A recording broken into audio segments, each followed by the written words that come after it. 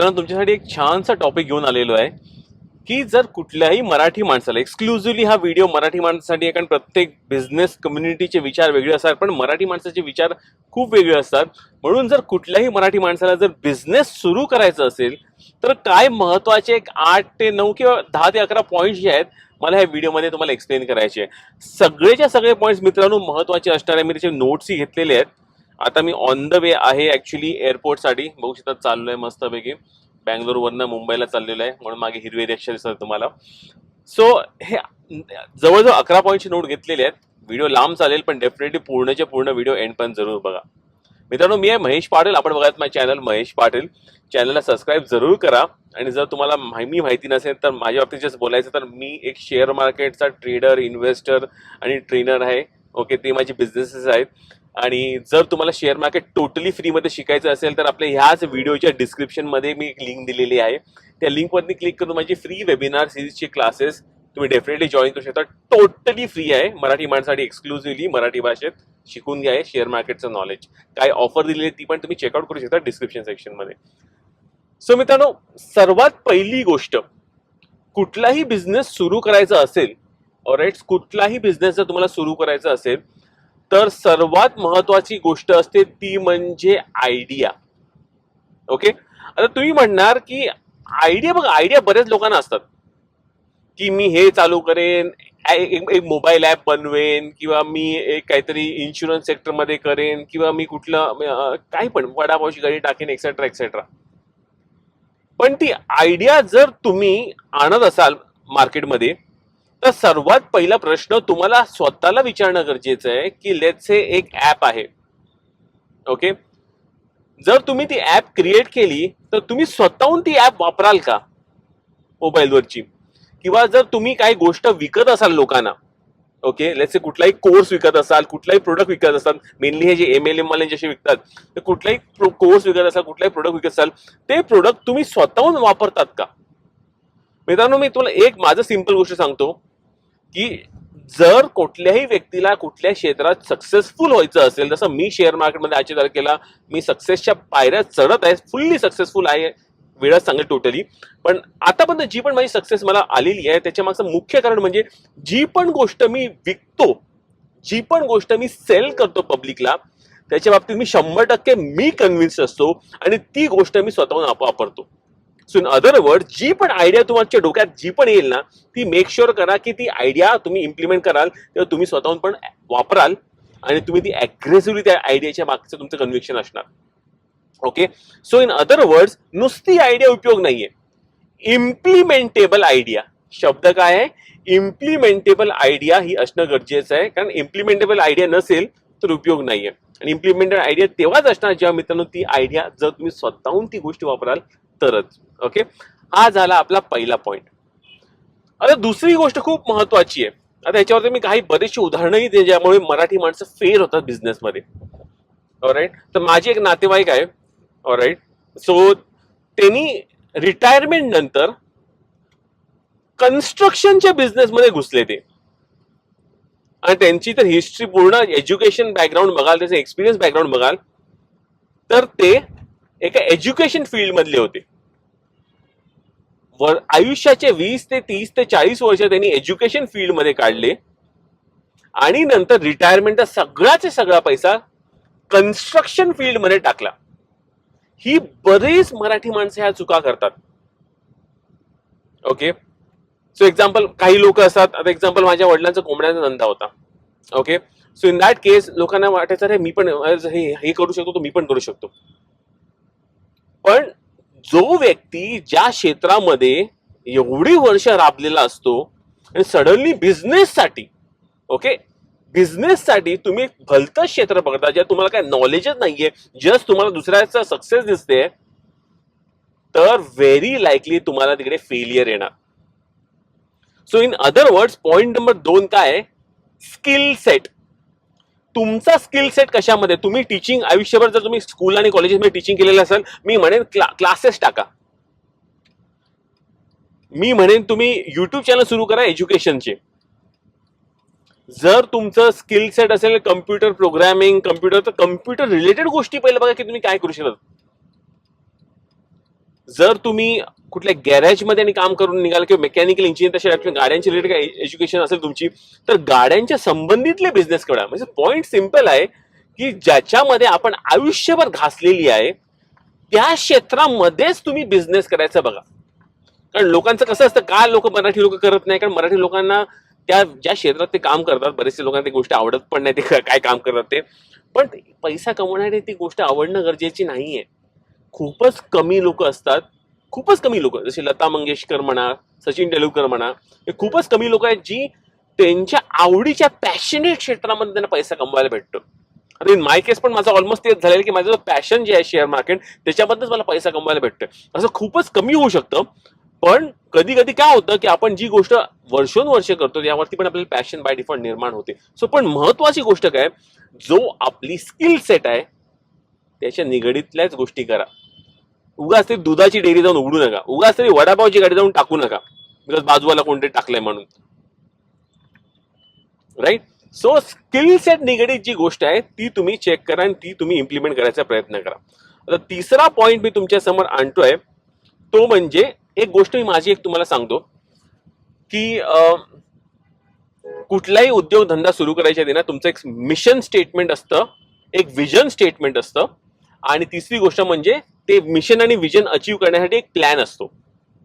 आता mission statement काय, vision statement काय, प्लॅन काय आहे हे मी कधी वेगळ्या व्हिडिओमध्ये बोलेन. पण महत्वाची गोष्ट तुम्हाला सांगतो, मिशन आणि विजन म्हणजे लॉंग टर्म असतात, की मला ही गोष्ट करायची आहे, ओके, आणि ही गोष्ट मी का करत आहे, ओके. याची हे उत्तरं जर तुम्हाला भेटत असतील तर ते इम्प्लिमेंट करण्यासाठी लागतो प्लॅन. सो आयुष्यामध्ये एक लक्षात ठेवा, मिशन आणि विजन वरती 99% आपला फोकस असला पाहिजे, आणि फक्त 1% जो आपला फोकस असतो तो असला पाहिजे आपला कशावरती, प्लॅन वरती असला पाहिजे. म्हणजे डिटेलमध्ये प्लॅनिंग करून चालू नका. बरेचशे लोकांना वाटतं की अरे मी आता मला हा बिझनेस करायचा आहे, मला हा बिझनेस करायचा आहे, ह्या बिझनेसवरचा माझ्याकडे डिटेल प्लॅन असणं गरजेचं आहे. म्हणजे मी उद्या जाऊन हे भांडं घेणार, परवा जाऊन मी ह्याला करणार, ते जाऊन असं पूर्ण कोणाच. लक्षात ठेवा, युद्धामध्ये पण एक सेईंग आहे की कितीही तुम्ही प्लॅन करा, जेव्हा पहिला बॉम्ब ड्रॉप होतो ना कुठेही, तेव्हा पूर्णच्या पूर्ण जे प्लॅनिंग आहे ना त्याचा चकनाचूर होतो. प्लॅनिंग करून उपयोग आहे, म्हणजे एवढे वेळ जो केलेला आहे प्लॅनिंगचा उपयोग नाही. राईट. सो म्हणून बिझनेसची प्लॅनिंग पण मॅक्रो लेवलवरती करायची, म्हणजे मोठ्या लेवलवरती करायची. मला हे करायचंय, मला बेसिक गोष्टी हे लागतील, आणि जशी वेळ येत राहील तसं इम्प्रोव्हाइज करत करत ती मायक्रो लेवलची प्लॅनिंग करायची. म्हणजे आधीच मायक्रो लेवलची प्लॅनिंग करू नका. तुम्हाला कधीही गोष्ट, आता मी अजून एक उदाहरण, छानसं उदाहरण देतो की माझा एक मित्र आहे, तो म्हणत होता की मला ना सर्व्हिस सेंटर टाकायचं आहे, गाडीचं व्हील अलाइनमेंट आणि सर्व्हिस सेंटर असं काहीतरी. कार डिटेलिंगचे बरेच लोक करतात ना, मी डिटेलिंगचा पण व्हिडिओ टाकलेला होता जेव्हा माझं ते बोलणं झालेलं होतं. तो म्हणतो मी ते डिटेलिंगचा व्हिडिओचा गोष्टी तेव्हाच करणार जेव्हा माझ्याकडे माझा हा एकदम एक्झॅक्ट प्लॅन असा मॅनेज झाला तर. म्हणजे मला हेच इक्विपमेंट पाहिजे, मला ही अशीच माणसं भेटली पाहिजे, आणि ताव आणि ह्यावं त्याव असं करत गेलं तर कधीही गोष्ट, तुम्हाला लक्षात ठेवा, कधीही 100% तुम्ही गॅरंटी नसते कुठल्याही गोष्टींची, काय चालेल काय नाही चालेल. सो म्हणून माझं हेच म्हणणं आहे की काही पण करून मित्रांनो, काही पण करून डिटेल प्लॅनिंग करू नका. डेफिनेटली एक रफ आयडिया बनवा की मला ह्या गोष्टी करायच्या आहेत आणि माझ्या ब्रॉडली ह्या स्टेप्स असतील. ओके. आता नेक्स्ट पॉइंट, ही एक चूक सर्वात मोठी गोष्ट एक मराठी माणूस करतो. मला ना उद्योगधंदा करायचा आहे, मला पैसा पाहिजे. आता पैसा तर माझ्या खिशात नाहीये, भांडवल खिशात नाहीये, तर बँकेकडनं लोन घ्या किंवा आजूबाजूवाल्यांकडनं लोन घ्या. राईट. ही सर्वात मोठी चूक करतात. का, कशी चूक आहे सांगतो तुम्हाला. लोन कधी घ्यायचं हे तुम्हाला सांगतो. मी तर म्हणे लोन घेऊच नका. माझा जो बिझनेस, मी एक्झाम्पल मला सांगतो, मी लोन घेतच, माझ्याकडे बिझनेसवरती कशा लोन, माझी लिटरली मी डेट फ्री कंपनी आहे माझी. कोणाचाही 1 रुपयाचं माझ्या डोक्यावरती टेन्शन नाही. मी उद्या जाऊन घरी बसून शांत पण बसलो तरी मला कोणाला टेन्शन नाहीये, सगळं व्यवस्थित चालतं माझं. पण काही काही लोकांना वाटतं की मला धंदा सुरू करायचा, लोन तर घेतलाच पाहिजे. अहो लक्षात ठेवा, एक तर तुम्ही ती गोष्ट नवीन करतात आहे, पहिली गोष्ट, आणि सेकंडली म्हणजे जी नवीन गोष्ट तुम्ही करत आहात त्याच्यावरती तुम्ही लोन घेणार जाऊन, ते चालेल की नाही त्याची गॅरंटी नाहीये. आणि तुम्ही आयुष्यातले सगळे उदाहरणं बघा, जी मोठी मोठी लोक जी पण बुडाली आहेत, हिस्ट्री बघा कुठली, पूर्वीच्या जमान्यांपासून ते आताचे अंबानींपर्यंत बघा. मुकेश अंबानी काय, आणि अनिल अंबानी का झाले, विजय माल्याची स्टोरी का झाली, इव्हन बाकीचे पण जेवढे बिझनेस बुडालेत कारण लोनमुळे बुडालेत. ओके, ते तर एक्सपिरियन्स आहे, पण जर विचार करा एक्सपिरियन्स लोक पण त्यांचे धंदे बुडालेले आहेत लोनमुळे, लेव्हरेजमुळे, तर आपण धंदा सुरू करणार तो पण लोनवरती पहिल्यांदा आयुष्यात. ही चूक कधीच करायची नाही. हा, लोन पण कधी घ्यायचा असेल जेव्हा तुम्हाला वाटतं की तुमचा धंदा सेट झालेला आहे, तुम्हाला माहिती आहे की व्हेरी लाईकली जर मी लोन घेतला तर ह्याच्यामुळे मला हा फायदा, म्हणजे मला कॅश माझी ती वाचेल, ती कॅश मी दुसरीकडे वापरेन आणि तात्पुरती मी गाडी लोनवरती घेतो, तेव्हा लोन घेतला तर गोष्ट वेगळी आहे. पण तेव्हा पण अति लेव्हरेज घ्यायचं नाही. नॉर्मली लोन 1:1च्या हिशोबाने, समजा तुमच्याकडे 10 लाख रुपये तुमच्या खिशात असतील, धंद्यामध्ये रोलिंग असतील, तर अप टू 10 लाख रुपयाचं लोन ठीक आहे. पण तुम्ही म्हणे माझ्याकडे 10 लाख रुपये खिशात आणि 1 कोटीचं मी लोन घेतोय, तर प्रॉब्लेम मध्ये येणारच येणार. कारण ती सायकल जी आहे ना, एवढी बेकार सायकल आहे लोनची. कारण मी ही सायकल मधनं 2007-8 मध्ये एकदम गेलेलो आहे, एकदम बेकारपणे. सो त्याच्यानंतर मी ठरवलं होतं कधी आयुष्यात मी लोन घेणार नाही आणि आयुष्यभर जेवढं जमेल तेवढं माझा फोकस त्याच्यावरती असणार आहे. सो लोन मराठी माणसांनी अजिबात घेतला नाही पाहिजे.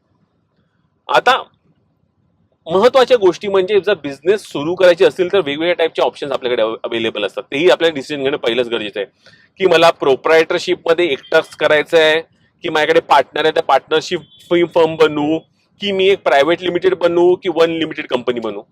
ओके, आता ह्याच्यावरती मी काय भाष्य करणं योग्य ठरणार नाही. कारण कसं आहे की ह्याच्यामध्ये प्रत्येकाचे काही ना काही महत्वाचे इम्पॉर्टंट काय म्हणतात पॉइंट्स आहेत, पॉझिटिव्ह आहे, निगेटिव्ह आहेत. ओके, पण नॉर्मली जर कुठलाही एक व्यक्ती जर असेल ना धंदा सुरू करायचा असेल, मी म्हणेन जेवढे कमीत कमी तुमचे काय म्हणत आहे रेग्युलेशन्स असतील किंवा कंप्लायन्सेस असतील ते जेवढं कमी ठेवाल तेवढं चांगलं.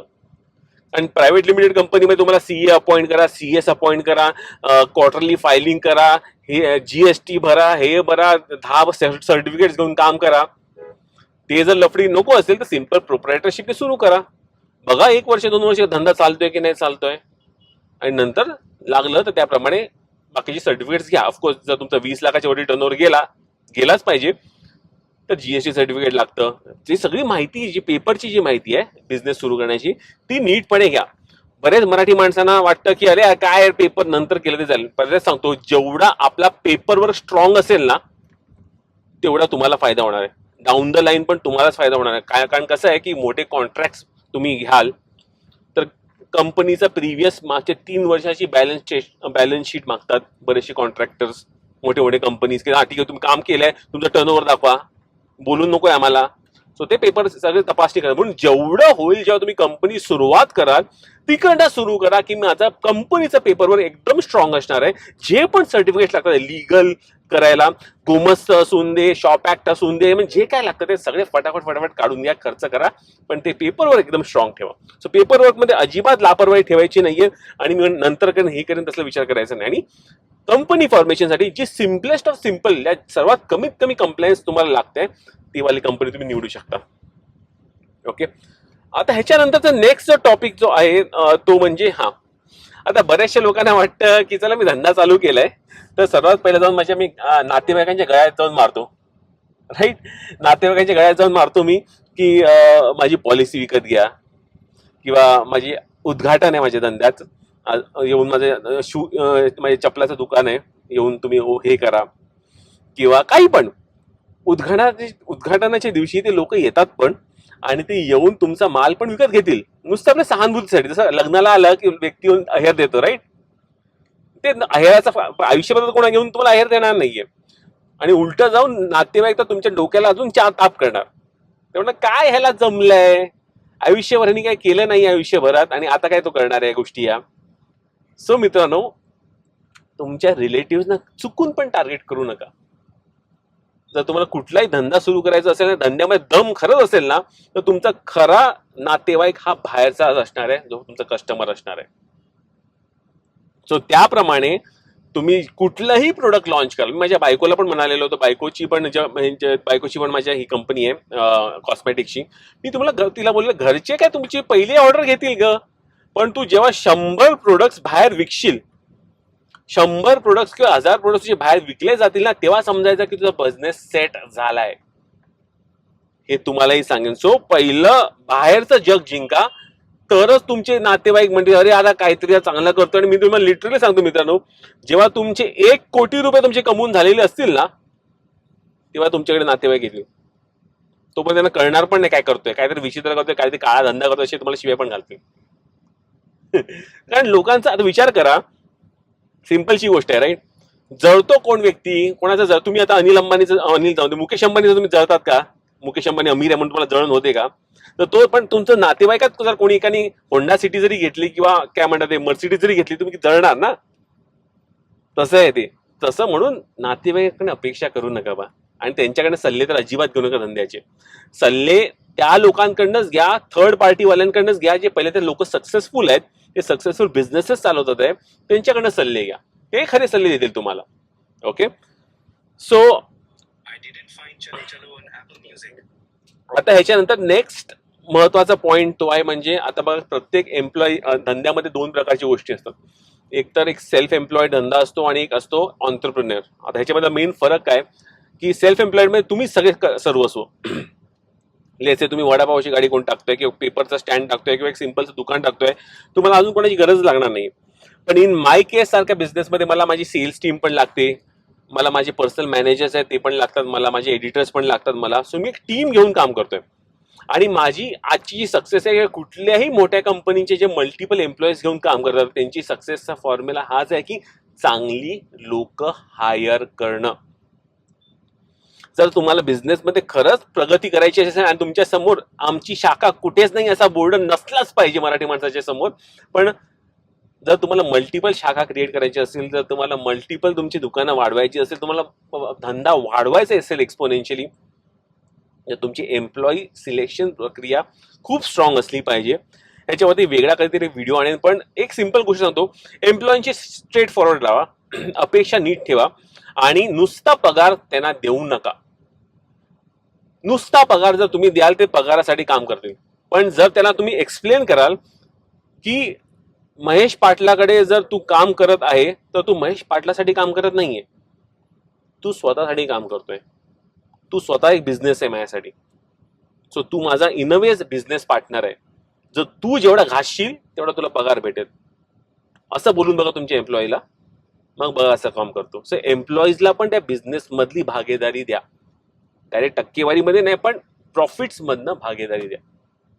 ओके, आता ह्याच्यानंतरचा नेक्स्ट गोष्ट म्हणजे मित्रांनो आहे ती म्हणजे प्रॉफिट. सो लोकांचं सर्वात पहिलं काय असतं की माझा उद्या सेल झाला पाहिजे, सेल झाला पाहिजे, म्हणजे टार्गेट अचीव्ह झाले पाहिजे, सेल्स आणि एक्सेट्रा, राईट. अरे बाजूवाल्याचा गल्ला आहे ना, म्हणजे नॉर्मल भाषेत बोलतात, अरे आज 30,000चा गल्ला झाला, आज 10,000चा गल्ला झाला, 1,00,000चा गल्ला झाला. अहो गल्ला किती झाला त्याची संबंध नाही, पण तो गल्ल्यामधले सगळे खर्चाचे पैसे निघून प्रॉफिट किती झाला तो महत्वाचा आहे. सो कायम तुम्हाला ह्या सांगतो मित्रांनो, कुठलाही धंदा तुम्ही चालू करत असेल, मराठी माणूस नॉर्मली गल्ला बघतो, गल्ला बघू नका, त्या गल्ल्यामधला नेट प्रॉफिट तुमच्याकडे किती वाचलाय तो महत्वाचा आहे, right from day one of the business. कधीही सेल्सच्या नादी लावू नका. किती कंपनी आहेत करोडो रुपये कमवतात तरी लॉसेसमध्ये आहेत, आणि काही अशा कंपनी आहेत जे लाखोमध्ये कमवतात आणि प्रॉफिट पण लाखोमध्ये आहे त्यांचा. सो त्यामुळे मित्रांनो माझे सिंपलचं हेच म्हणणं राहील, जर बिझनेस सुरू करत असाल, सेल्स महत्वाचंच आहे, डेफिनेटली सेल्स हे महत्वाचीच गोष्ट आहे, पण सेल्सपेक्षा महत्वाचं आहे की आपण प्रॉफिट कसा आपण मेंटेन करतो. नुसतं नाही तर पैसे आला म्हणून लोकल दहीहंडी स्पॉन्सर नाही करायची. पहिला आपल्या धंद्याचा कॅश फ्लो नीट करा, स्ट्रॉंग करा, लायबिलिटीज काही ठेवू नका, प्रॉफिटवरती फोकस द्या की कशी मी माझी प्रॉफिट मार्जिन वाढवेन आणि माझं प्रॉफिटेबिलिटी वाढवेन, ना की नुसतं सेल्स. कारण तुमची प्रॉफिटेबिलिटी वाढली तर बाय डिफॉल्ट तुमचे सेल्स जसे वाढत जाते तुमची प्रॉफिट अजून नेट प्रॉफिट पण वाढत जाईल, राईट. नाही तर हल्लीच्या नवीन कंपन्या बघायला गेलात तर किती मोठी कंपनी झाली तरी आपण बघू शकतो की बरेचसे स्टार्टअप्स अजूनही लॉस मेकिंग आहे. सो प्रॉफिटेबिलिटीवरती फोकस करा की मी प्रॉफिटेबल किती लवकर बनेन, ना की माझी कितीचा सेल्स झाला पाहिजे. लास्ट 2 पॉईंट फक्त तुमच्या सांगणार आहे मित्रांनो, की लास्ट 2 पॉईंट मधला एक पॉईंट महत्वाची म्हणजे मराठी माणसाला एक गोष्टीची खूपच त्याला कीव येते, ती म्हणजे विकणे. जर सेल्समॅन जर कोणाला शब्द बोलला की मी एक सेल्समॅन आहे, तर त्याला असं वाटतं की तो काहीतरी म्हणजे एकदम तुच्छ दर्जाचा काही व्यक्ती आहे. अरे काहीतरी विकायला आला, अरे महेश पाटील काहीतरी विकतोय नुसता. अहो ज्या दिवशी मराठी माणसाचं हे सेल्स वरचं जे काय म्हणतात डोकं जरा जे आहे ना प्रॉपरली शार्प झालं, वॉश झालं ना, तर मराठी माणसाने पैसा कमवलाच. सेल्स फोकस, परत सांगतो मित्रांनो, सेल्सचे जेवढी पण लोक जगभरात आहेत ना, त्यांचे कोणाचे जॉब्स गेले नव्हते इव्हन या फॉलमध्ये. पण पैसा शेवटी आणतो कोण? सेल्सवाला पहिला आणतो. मागचे लोक बनवतील प्रोडक्ट चांगले प्रोडक्ट्स, मोबाईल फोन आणि एक्सेट्रा, पण सेलच झाला नाही तुमचा, धंदाच जर तुमचा नीट चालला नाही तर काय होणार? उपयोग काय मध्ये त्याचा? सो म्हणून जेव्हा पण तुम्ही गोष्ट काढाल, लेट्स से एक मोबाईलचं दुकान आहे तुमचं, मोबाईलचं दुकान टाकलं, तर मोबाईलच्या दुकानावर नुसतं टाकून उपयोग नाही. ज्या दिवशी तुम्हाला ते सेलिंग आलं पाहिजे, सेल करता आलं पाहिजे, ऍक्च्युअली ते ट्रान्झॅक्शन कम्प्लीट करून पैसा आपल्याकडे आला पाहिजे, त्याला म्हणतात सेलिंग. हार्ड कोर सेलर तुम्हाला बनणं गरजेचं आहे. लाजून काय टाकाला जाऊन काय मराठी म्हणे ना आपल्या, टाकाला जाऊन भांड लपवणं, तसलं काय करायचं नाहीये. प्रॉपर सेल्समॅन होणं गरजेचं आहे. मी पण आता जे पण माझे वेबिनार कोर्सेस म्हणा किंवा जे काय म्हणतात, मी प्रॉपरली ह्याला सेल्स अँड मार्केटिंगच म्हणतात त्याला. सो जोपर्यंत मराठी माणसाला सेल करता येत नसेल आणि ती सेल करून क्लोज करता येत नसेल ती डील, किंवा ती त्याच्यात तुम्हाला लाज वाटत असेल, तर तुम्ही कृपया करून बिझनेसला उतरूच नका. मग बिझनेस तुमच्यासाठी नाहीये. कारण कसं आहे की आयुष्यभर मराठी माणूस नोकरी करतो आणि आयुष्यभर नोकरी केल्यामुळे काय होतं की त्याला मग ते विकता येत नाही. कारण ते कसं त्याला वाटतं हे तुच्छपणा आहे विकणं. पण ज्याला विकता येतं ना, त्याकडे लक्ष्मी भरपूर असते. सेल्स शिका. ओके, लास्ट आणि महत्वाचा पॉइंट फायनली आपण कव्हर करूया. व्हिडिओ जरा लांबच चाललेला आहे, पण एक लास्ट फायनल पॉइंट मला कव्हर करायचा होता, तो म्हणजे बिझनेस फेल का होतो. ओके, हा पॉइंट महत्वाचा आहे मित्रांनो. पहिली एक गोष्ट लक्षात ठेवा, बरेचसे लोक 1 वर्षात बिझनेस बंद करतात. गुजरात्यांमध्ये एक म्हण आहे की कुठलाही बिझनेस जर आपल्याला करायचा असेल ना, तर कमीत कमी त्या बिझनेसला 1000 दिवस देणं गरजेचं आहे. किती? 1000 दिवस त्यांना देणं गरजेचं आहे. 1000 म्हणजे झाले किती? जवळजवळ 3 वर्ष, काही 1-2 महिने धरून चला.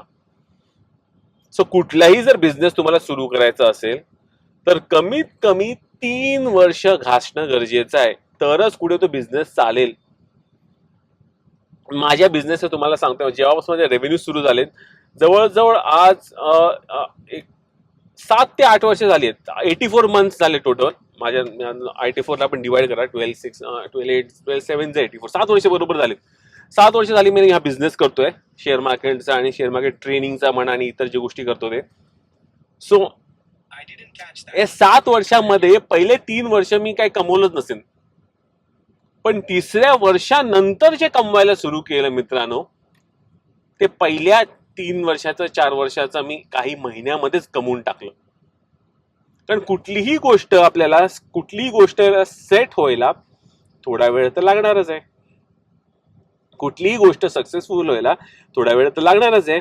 सो ह्याच्यामधला शेवटचा पॉइंट महत्वाचा म्हणजे पेशन्स आणि डिसिप्लिन असणं गरजेचं आहे.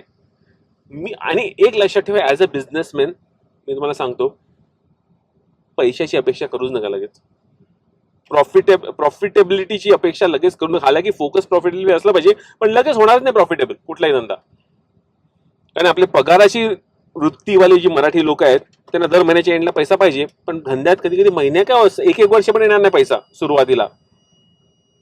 त्याची तयारी ठेवणं गरजेचं आहे. जर मराठी माणसाला जर हे कळलं की धंद्यामध्ये सुरुवातीला मला 6-6 महिने, 8-8 महिने, वर्षभर पण मला पैसा दिसणार नाहीये, तरच तुम्ही सक्सेसफुल व्हाल. कारण एकदा पैसा दिसायला लागला आणि असे तुम्ही बिझनेसेस क्रिएट करायला लागले, तर दर दिवसाला तुमचा पगाराचा चेक तुमच्याकडे येईल. आणि मराठी माणसाचा हाच गोल असला पाहिजे की 30 महिन्याचे जर 30 दिवस आहेत, महिन्याच्या 30 दिवसांमध्ये 30 सोर्सेस ऑफ इन्कम मधनं दर दिवसाला एक पगार झाला पाहिजे.